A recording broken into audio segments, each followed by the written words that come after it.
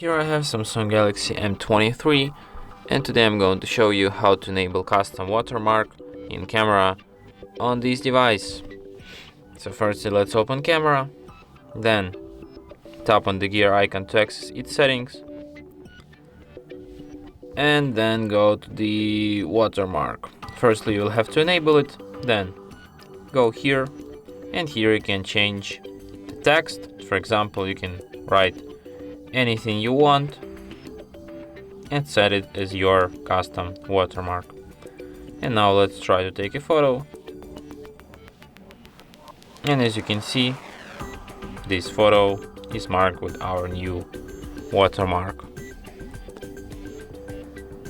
And that's it. Thanks for watching.